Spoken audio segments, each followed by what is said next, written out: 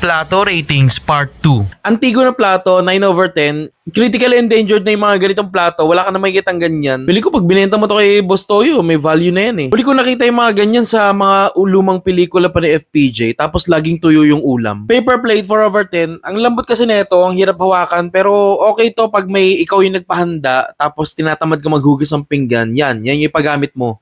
Plato sa birthday ng kaklase mo, 10/10. Yan, ganyan dapat yung paper plate. Merong support. Yan, ipag-fusion nyo yung paper plate tsaka yung ganyang plastic na sa ilalim. Perfect yan gamitin kasi kahit magpaulit-ulit kang bumalik dun sa mga ulam, okay lang yan. Hindi mo mabibitawan yan. Walang malalaglag na ulam dyan. Napaka-sturdy ng design na yan. Tapos, less pa yung hassle sa paghuhugas, di ba?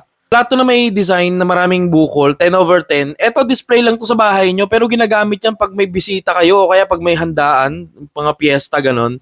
May kasama pang baso yan na ganyan din yung itsura, tapos matic coke yung kasunod niyan. Bago ang lahat, shoutout muna tayo sa mga naglululo ngayon. Si Gibran, Jikilani, Harold Maeda, Angela May... may babae. Angela May Leoveras, Abby Belleza, Rafter Urbano, Danielo Bandong, Kevin Gonzalez, Raf Renante Tumblod, Raishon Feliciano, Neil Marky Pantas. Ito, balikan natin itong plato na ratan na binalutan ng plastic labo. Gawin natin 9/10 kasi may umapila nung part 1. Bakit ang baba ng ratings ko dito? Maganda pala to pang Sharon. Kasi diretso balot mo sa plastic labo yung pagkain na hinord mo eh. Hindi ko naisip yun. Hindi kasi ako nagsya-Sharon eh. Takip ng kaldero, 6/10. Ayan yung gamit pag nasa outing ka, tas nagkanya-kanya ng kuha yung mga tao, tas naubusan ka ng paper plate, wala kang choice kundi lumamon dyan sa takip ng kaldero. Challenging lang gamitin to kasi bawal mo bitawan yan or ipatong sa lamesa kasi nga, di ba, may handle yan sa ilalim. So, uuga-uga yung mo, yung ulam mo.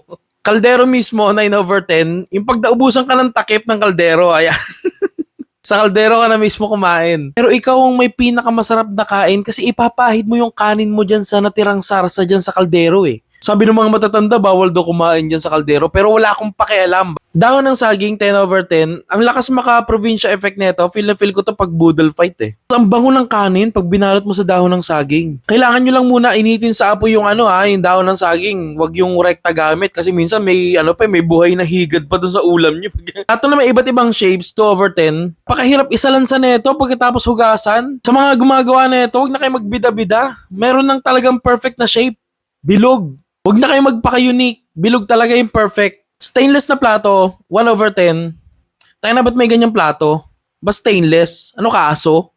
Diyan nagtatapos ang ating plato series. Sa mga hindi ko nabanggit dito, malamang nandun yan sa part 1. So hanapin nyo na lang. Kung may gusto kayo ay pa-ratings, comment down below and re-ratingin natin next time.